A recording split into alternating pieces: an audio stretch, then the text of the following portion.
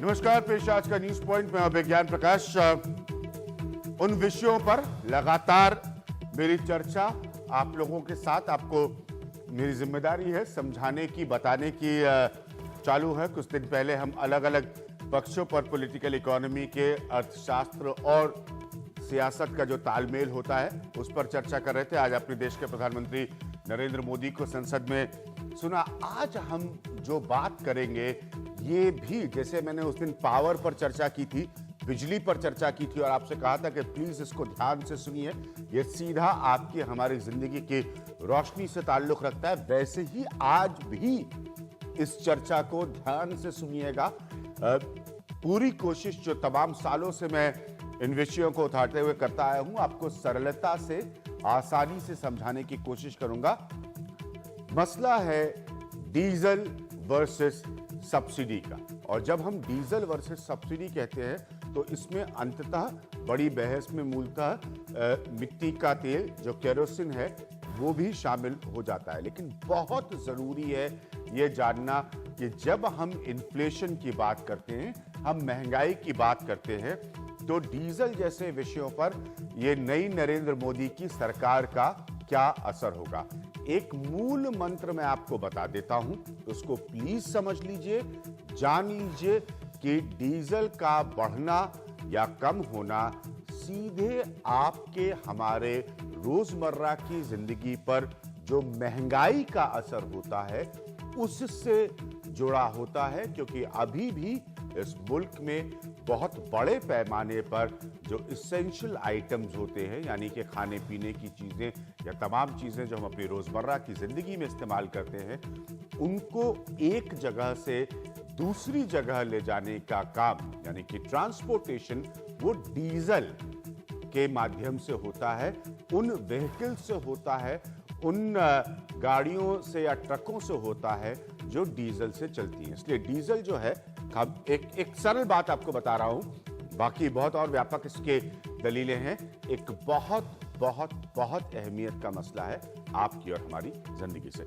सबसे पहले कुछ सरल आंकड़े आपको दिखाऊंगा और उसके साथ में समझाता हुए जाऊंगा। फिर एक बहुत ही बढ़िया एक्सपर्ट्स का पैनल होगा। डीजल की हमारे यहाँ जो खपत होती है उसमें आप एक ध्यान से चीज देखिए कि 69.1% वो ट्रांसपोर्ट पर, आवाजाही जिसे हम कहेंगे, उस पर खर्च होता है डीजल का। और इसमें एक, इन्हीं आंकड़ों में एक दिलचस्प चीज मैं आपको ये बता दूं कि कार्स और एसयूवीज जो होती हैं, जो निजी तौर पर लोग इस्तेमाल करते हैं, उसमें 12.43% खर्च होता है। बहुत बड़ा फर्क है। कृषि, जिसकी सबसे ज्यादा दलील दी जाती है सब्सिडी को लेकर, उसमें 12.65% खर्च होता है कृषि में, और 18, अगर ये ग्राफिक्स बदलेगा तो 18.34% की जो है वो उद्योग में, टावर में या बाकी इलाकों में खर्च होता है। तो कुल मिलाकर तकरीबन 70% डीजल आज भी, 70% डीजल आज भी ट्रांसपोर्ट में, आवाजाही के तमाम तरीकों में इस्तेमाल होता है। अब दूसरी एक और बात आपको बताऊंगा कि पारिक कमेटी जो बनी थी उसकी सिफारिशें क्या थी। कमेटी ने दाम तय करने के तरीकों का अध्ययन किया कि ये डीजल की जो प्राइसिंग मैकेनिज्म है ये कैसे तय हो, कि डीजल की कीमत किसी आम हिंदुस्तानी को क्या देनी चाहिए। कीमतें तय करने की कोई एक विशिष्ट तरीका नहीं है, ये पारिक कमेटी का मानना था कि कोई आप फिक्स्ड फॉर्मूला नहीं लगा सकते डीजल के दाम को तय करने के लिए। रिफाइनरी से आने वाले तेल के दाम तय करना कोई निश्चित तरीका इसका नहीं हो सकता। ये पारिक कमेटी ने कहा कीमतों को नियंत्रण से मुक्त करना चाहिए। ये उनका एक बहुत बड़ा सुझाव है कि free the market from price controls at the earliest, ये पारिक कमेटी ने कहा था। तो सरकारी नियंत्रण, इसका मतलब ये होता है कि डीजलों की कीमत पर से जो सरकारी नियंत्रण है वो हट जाना चाहिए। गवर्नमेंट के कंट्रोल में डीजल का नियंत्रण नहीं होना चाहिए। और बाकी जो एक बहुत बड़ी बात उन्होंने कही वो ये थी कि 1 साल में सब्सिडी धीरे धीरे फेज्ड तरीके से खत्म होनी चाहिए। ये बहुत बड़ा रिकमेंडेशन था। आप सब जानते हैं कि 2013 में ये पारिक कमेटी की सिफारिशें आई थी। तो दो कुछ बड़े और सरल आंकड़े मैं आपके सामने रख रहा था। उम्मीद करता हूं कि आपको समझ में आ रही है बात। राशन तेल की कीमतों में 4 रुपए प्रति लीटर की बढ़ोतरी हो, और ये भी उनका सुझाव था। केरोसिन की जहां तक बात है, 4 रुपए प्रति लीटर की बढ़ोतरी हो, यह पारिक कमेटी का सुझाव था। और इसके अलावा समय समय पर मिट्टी के तेल की कीमतें बढ़ाई जाए। यहां पर भी उनका मानना था कि खेती की वृद्धि की दर के हिसाब से कीमतें बढ़ें, कि इसको आप खेती से, एग्रीकल्चर से लिंक कर दीजिए। बहुत गंभीर विषय है, कतई भी इसको ना समझिएगा। मैं सरलता से रखने की कोशिश कर रहा हूं कि मैं आपको कोई आंकड़ों में या बड़ी बड़ी बातों में उलझा रहा हूं। खाली आप इस एक को ध्यान से देख लीजिए। ये मैंने आपके लिए खासतौर पर इस कार्यक्रम के लिए निकलवाया है। 2004 में 17 रुपए 99 पैसे प्रति लीटर था ये डीजल 2004 में। आज 10 वर्ष पूरे हो चुके हैं और इसकी कीमत 56 रुपए 71 पैसे प्रति लीटर है। 21.5% की बढ़ोतरी है। ये 10 साल में डीजल की कीमतें हैं। तो इसको बहुत अच्छे से आप समझ लीजिए कि ये जब डीजल की कीमतें बढ़ती हैं तो आपके हमारे रोजमर्रा की चीजों की कीमतें भी इससे बढ़ती हैं। ये मेरा मूल मकसद मंत्र। मैं आपको अपने पैनल से मिलाता हूं। मेरे साथ आर.एस. पांडे साहब मौजूद हैं। जानकारों में से बहुत बढ़िया लोग में से मैं इनको मानता हूं। आर.एस. पांडे साहब फॉर्मर पेट्रोलियम सेक्रेटरी हैं। सरकार के मैकेनिज्म कैसे तय होते हैं, कैसे नहीं होने चाहिए, उस पर हम उनसे बात कर सकते हैं। सलमान सोज हमारे साथ होंगे, जो कि स्पोक्स पर्सन है कांग्रेस पार्टी के। कुछ देर में हमारे साथ इकोनॉमिस्ट होंगे प्रवीण झा साहब। भारतीय जनता पार्टी को रिप्रेजेंट करने के लिए किरित सोमाया होंगे कुछ हमारे साथ, जो कि मेंबर ऑफ पार्लियामेंट है भारतीय जनता पार्टी के। लेकिन सबसे पहले चलेंगे, हम लोग उनको मजाक में प्रोफेसर बोलते हैं, हमारे senior journalist professor Himanshu Shekhar के पास। उनकी बातचीत मौजूदा पेट्रोलियम सेक्रेटरी से हुई है। फॉर्मर पेट्रोलियम सेक्रेटरी इस पैनल पर बैठे हैं। क्या सोच रही है पेट्रोलियम मिनिस्ट्री इस बारे में? ये बहुत ज्यादा इंपॉर्टेंट विषय है। मैं हमेशा से कहता हूं कि ये वो विषय है पॉलिटिकल इकोनॉमी से जुड़े जिनका पहले दिन से डिलीवरी को लेकर दबाव होगा नरेंद्र मोदी पर। हिमांशु जी, 2-3 महत्वपूर्ण बातें कही गई हैं पेट्रोलियम मंत्रालय की तरफ से। पहली बात ये कि जो मौजूदा ऑयल सब्सिडी बर्डन है उसको सस्टेन करना अब संभव नहीं है, और यूपीए सरकार के कार्यकाल के दौरान जो धीरे धीरे फेस्ड मैनर में ऑयल और गैस सब्सिडी को, तेल और गैस सब्सिडी को घटाने की जो नीति लागू की गई थी, ये बेहद ज़रूरी है कि उस नीति पर एनडीए सरकार भी आगे बढ़े, क्योंकि ये ज़रूरी है अर्थव्यवस्था के लिए। ऐसे समय पर जब एक नया बजट तैयार करने की कवायद चल रही है वित्त मंत्रालय में, तो वित्तीय घाटा को कंट्रोल करने के लिए ये बहुत ज़रूरी है कि तेल और गैस सब्सिडी को धीरे धीरे कम किया जाए। एक वरिष्ठ अधिकारी ने मुझे यहाँ तक कहा है पेट्रोलियम मंत्रालय में कि आप अगर अनुमान लगाइए कि अगले 1 साल तक अगर इसी तरह से हम धीरे धीरे डीजल सब्सिडी को, गैस सब्सिडी को कम करते रहे, तो हमारे पास कितना फंड अवेलेबल होगा इंफ्रास्ट्रक्चर सेक्टर में नया निवेश करने के लिए, जिससे कि सेंटिमेंट जो बेहतर करने की कवायद चल रही है। हिमांशु, सब्सिडी के साथ खिलवाड़ करना पारंपरिक तौर पर बहुत सारे लोग ये मानते हैं एक अनपॉपुलर, गैर लोकप्रिय फैसला हो सकता है। क्या ये सरकार वो हिम्मत दिखाएगी सब्सिडी के साथ खेलने की? ये एक बड़ा सवाल है, मुश्किल सवाल है। मुझे लगता है कि नरेंद्र मोदी के लिए, प्रधानमंत्री नरेंद्र मोदी के लिए एक बहुत ही मुश्किल चुनौती होगी इस सब्जेक्ट को एड्रेस करना, क्योंकि पेट्रोलियम मंत्रालय की तरफ से 2 और बातें अहम कही गई हैं कैबिनेट सेक्रेटेरिएट के सामने। जो जानकारी रखी गई है पेट्रोलियम मंत्रालय की तरफ से, उसमें ये कहा गया है कि ऑयल और गैस सब्सिडी को धीरे धीरे घटाने के साथ साथ जो डायरेक्ट कैश ट्रांसफ़र योजना लागू की गई थी, जिसमें चोरी को रोकने के लिए, गैस की चोरी को रोकने के लिए ये स्कीम लाई गई थी, उसके अच्छे नतीजे सामने आए हैं। इसमें यह कहा गया है, और मेरे पास ये आंकड़े हैं कि डायरेक्ट बेनिफिट ट्रांसफर स्कीम में अभी करीब 3 करोड़ लोगों को शामिल किया गया है, कस्टमर्स को, जो 15 करोड़ कस्टमर हैं एलपीजी के देश में।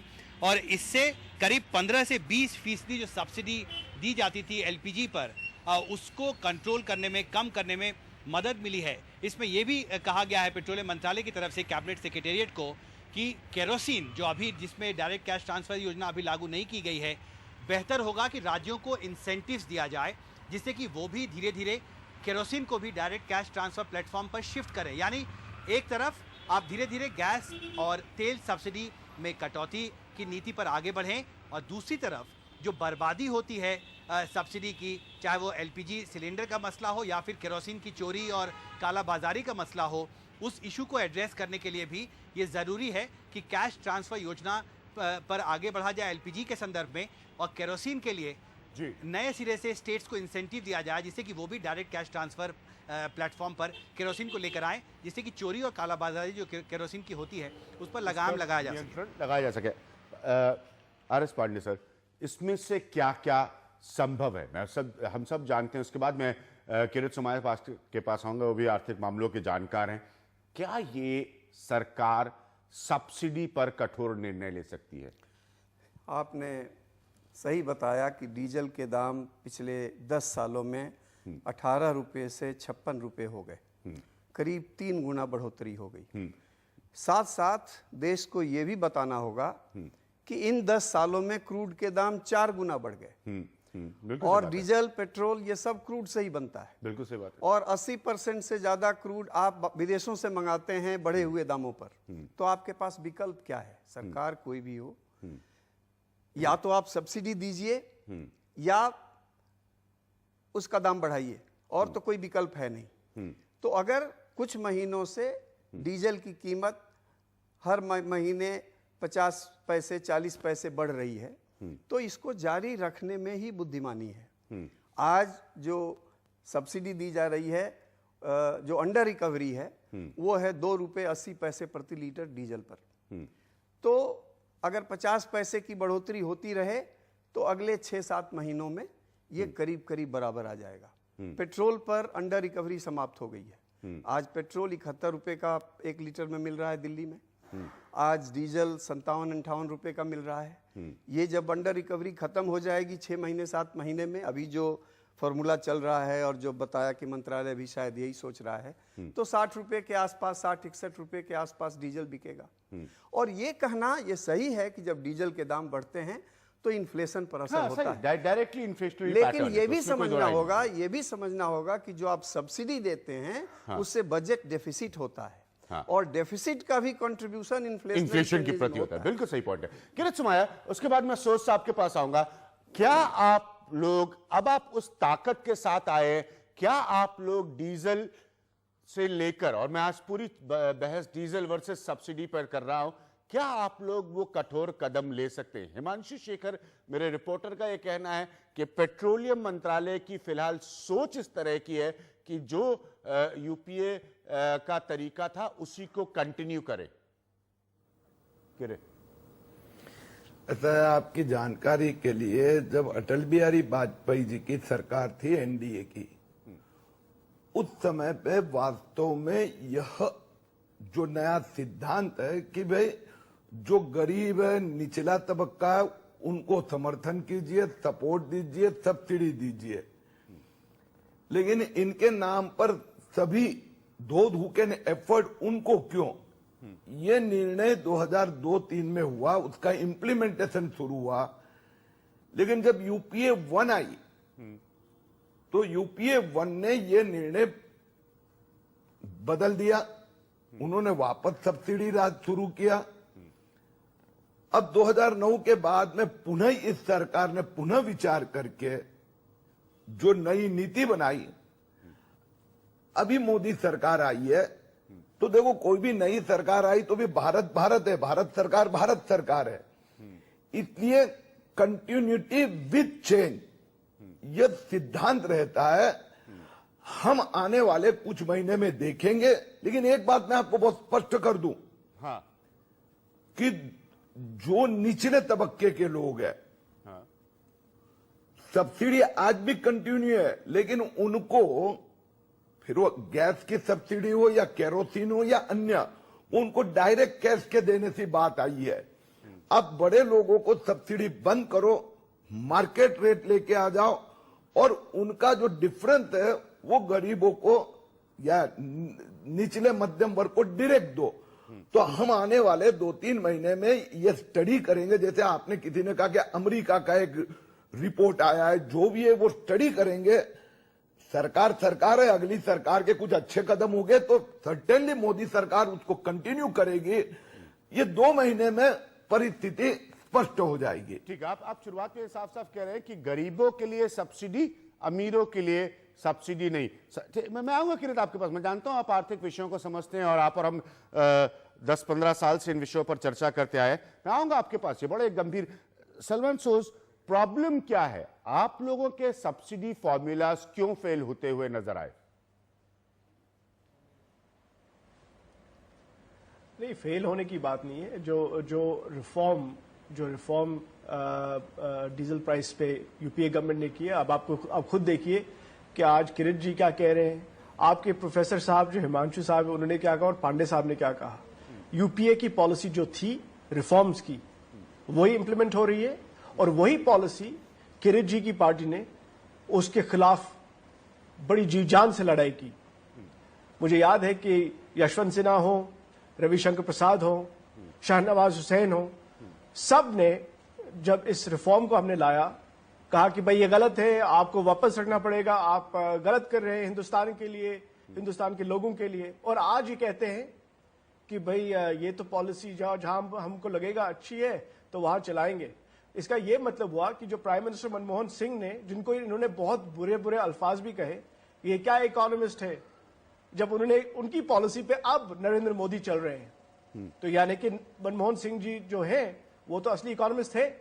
दूसरी बात, जिस डायरेक्ट बेनिफिट्स ट्रांसफर की बात हिमांशु जी ने भी कही और कहा कि ये सक्सेसफुल रही है, जो पहले टेस्ट हुए, जो प्रिलिमिनरी टेस्ट हुए, वो भी यूपीए की पॉलिसी, उसके खिलाफ भी इन्होंने इलेक्शन में ही नहीं, उससे पहले भी उसको डिरेल करने की इतनी कोशिश की और कुछ हद तक ये सक्सीड भी कर गए उसको डिरेल करने में। और अब ये कहते हैं कि भाई अगर हम टारगेट कर पाएंगे सब्सिडी, उसी की वजह से एक और यूपीए पॉलिसी, फिर से अच्छी बात, और अब ये फिर कहते हैं कि भाई अब ठीक है।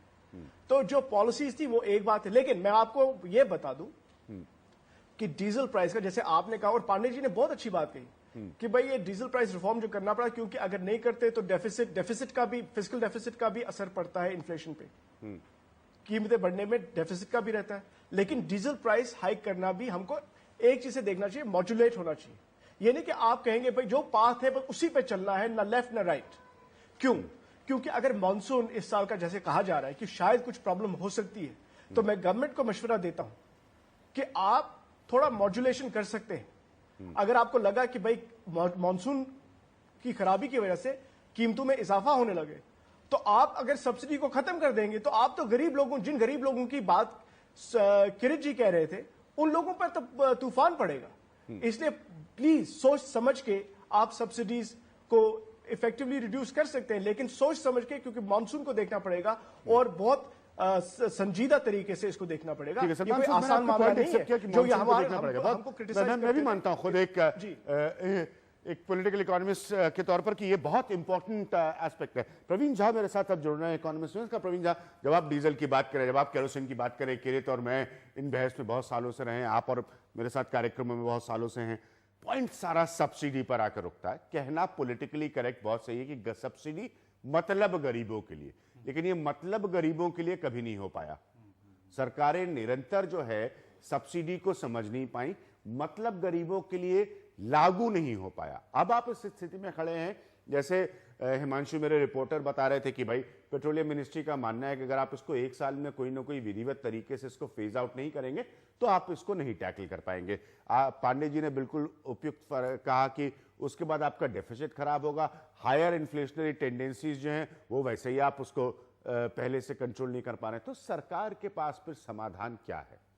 देखिए, सब्सिडी का मुद्दा जो है वो एक तरह से यक्ष प्रश्न है। हाँ, Achilles मैं हमेशा कहता हूं। heel बल्कि जिसको मैं आप कहेंगे। आपको बताना चाहूंगा कि मैं एनडीटीवी प्रॉफिट जो हमारा बिजनेस चैनल उसमें था, मैंने ये एक आकलन में कहा भी था, मैंने कहा कि जब नरेंद्र मोदी प्रधानमंत्री बनेंगे तो शायद उनके लिए ये सबसे बड़ा प्रश्न होगा कि सब्सिडी की फाइल जब उनके टेबल पर आएगी तो एक प्रोग्रेसिव चीफ मिनिस्टर जो उनको बताया जाता है वो रहे हैं कि उस पर क्या वो ओपिनियन लेंगे। बहुत बड़ा सवाल है ये। हाँ, ये बहुत बहुत बड़ा और बहुत मुश्किल सवाल इसलिए बन जाता है कि जैसे डीजल और पेट्रोल हुआ, खास करके डीजल। डीजल जो है यूनिवर्सल इंटरमीडियरी है, हाँ, बिल्कुल सही बात उसमें जब भी बढ़ोतरी होगी उसकी कीमत में 20 और चीजों में बढ़ोतरी हो 20 और जाएगी। चीजों में बढ़ोतरी हो जाएगी। मुद्रास्फीति से आप ऐसे ही जूझ रहे हैं, हाँ। उसका आप क्या करेंगे? कहने को तो इन्होंने कह दिया, जैसे हम लोग उस दिन चर्चा में बात कर रहे थे कि भाई एक प्राइस स्टेबलाइजेशन फंड लाने की बात सोची जा रही है, लेकिन उसका साइज क्या होगा, कैसे आप और उसको उसके लिए एडजस्ट कर पैसा कहाँ पाएंगे, से उसके आएगा? लिए सबसे पैसा बड़ी चीज़ कहाँ तो से ये है। आएगा? यहाँ से तो पैसा ये बचाएंगे तब वहाँ पर जाएगा तो ना। इसलिए नंबर एक, तो इसमें दो चीजें हैं। एक तो सब्सिडी पर से इसका जो इकोनॉमिक्स है उसको हम कैसे समझें, दूसरा इम्प्लीमेंटेशन वाला मुद्दा जो है। तो हिंदुस्तान के संदर्भ में जो एक बहुत बड़ी समस्या रही है वो दूसरी रही है, इम्प्लीमेंटेशन वाली जो बात है। जैसे आपने कहा कि कहा गया कि भाई इस वर्ग के लिए है, लेकिन उस वर्ग को कभी वो मुहैया नहीं हो पाता है जिस तरह से अप्रोप्रिएट कर लिया जाता है। नहीं, मैं एक छोटा सा आंकड़ा रखना चाहूंगा और खासतौर पर किरीट सोमाया जी के लिए रखना चाहूंगा कि मैंने जो ग्राफिक्स दिखाए हैं अभी उसमें 69.01% जो है वो सब्सिडी डीजल के कंजम्पशन के हम बात कर रहे हैं, उसमें गाड़ियां एसयूवीज, और एसयूवीज का भी एक आंकड़ा आपको बताऊंगा क्योंकि अभी किरीट सोमाया ये आर्ग्यूमेंट दे रहे थे, कांग्रेस पहले से आर्ग्यूमेंट देती रही है, वो दलील दे रहे थे। 12.43% जो है इसमें प्राइवेट व्हीकल ओनर्स हैं, यानी कि जो गाड़ियां किसी और काम में नहीं आती हैं उनका 12.43% है। और जबकि कृषि के क्षेत्र में ये किरीट पारेख कमेटी साहब के रिपोर्ट से निकले हुए आंकड़े हैं, जबकि 12.65% डेडिकेटेड है एग्रीकल्चर का, यानी कि कृषि का। तो मेरा कहने का मतलब ये है कि खाली अगर आप डीजल के कंजम्पशन को देखें तो बड़ी गाड़ियों वालों के कंजम्पशन का डीजल, आर.एस. पांडे साहब पेट्रोलियम सेक्रेटरी रहे, और कृषि के कंजम्पशन का डीजल तकरीबन बराबर है। प्रवीण, आप अपनी बात कंप्लीट करिए, फिर मैं ब्रेक लेके किरीट सोमाया के पास वापस आऊंगा। सही कह रहा हूं। तो ये जो एक मुद्दा है उसको आप कैसे, आपका जो एक पूरा जो एडमिनिस्ट्रेटिव स्ट्रक्चर, इम्प्लीमेंटेशनल स्ट्रक्चर, उसको आप क्या पुख्ता कर सकते हैं इस तरह से कैलिब्रेटेड ढंग से, जिसको वास्तव में मिलनी चाहिए उसको मिले। क्योंकि ये बात तो तय है कि कुछ सब्सिडीज जो हैं उसको आप अगले 5 वर्ष क्या कई वर्षों तक जो तो है आप उससे इसी पॉइंट पर एक ले रहा हूं ब्रेक, जो प्रवीण झा ने कहा, सब्सिडी सबके लिए,